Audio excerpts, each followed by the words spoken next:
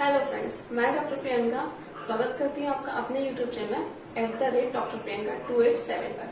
तो फ्रेंड्स, आज हम ये देखने वाले हैं कि जो महिलाओं में समस्याएं होती है वाइट डिस्चार्ज की, तो वो क्यों होती हैं, क्या कारण होता है उसका, और बार बार अगर आपको ऐसी परेशानियां हो रही हैं तो उसे हम उसका बचाव कैसे कर सकते हैं।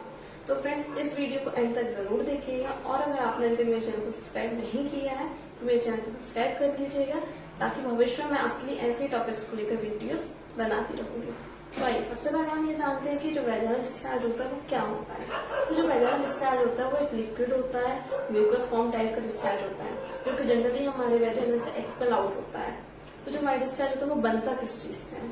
इसमें जनरली पाया जाता है वाटर, कुछ सेल्स पाई जाती हैं जो कि हमारे वैजाइना, सर्विक्स, इवन यूट्रस में भी कुछ सेल्स पाई जाती है, वो सारी सेल्स इसमें मिक्सअप होती है।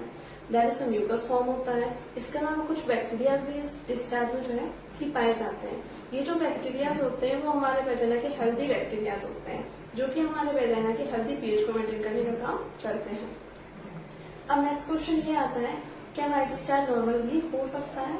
जी हाँ, वाइट डिस्चार्ज नॉर्मल भी हो सकता है। जो वाइट डिस्चार्ज होता है, अगर आपको मान के चलिए 24 घंटे के अंदर 2 to 5 ml तक वाइट डिस्चार्ज हो रहा है और उस वाइट डिस्चार्ज में आपको किसी भी तरीके की फाउल स्मेल फील नहीं हो रही है, कोई ऐसे थिकी स्टिकी कट लाइक फॉर्म नहीं है, आपको उसकी वजह से कोई इचिंग नहीं हो रही है प्राइवेट पार्ट में, कोई रैसेस नहीं है, किसी भी तरीके की कोई फीवर आपको डेवलप नहीं हो रहा है, नीचे की तरफ पेट में दर्द नहीं हो रहा है, इवन जब उसके बाद आपके पार्टनर को कोई भी किसी भी तरीके की प्रॉब्लम्स नहीं हो रही है, तो white discharge normal white discharge कहलाता है। जो वाइट डिस्चार्ज होता है ये टाइम के according lady to lady vary करता है।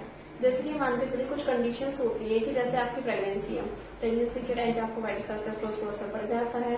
देन इसके बाद जो आपके पीरियड्स हैं जब आने वाले होते हैं, इवन पीरियड्स जब चले जाते हैं, तो उसके बाद भी थोड़ा सा वाइट डिस्चार्ज का फ्लो बढ़ता है। इसके अलावा ओवुलेशन के टाइम पे इवन आप इंटरकोर्स करते हो उसके बाद वाइट डिस्चार्ज का फ्लो बढ़ता है, बट ये नहीं है कि वो वाइट डिस्चार्ज का फ्लो अगर बढ़ रहा है तो white discharge abnormal white discharge है। अब बात करते हैं, क्या वाइट डिस्चार्ज अबनॉर्मल भी हो सकता है? हाँ बिल्कुल।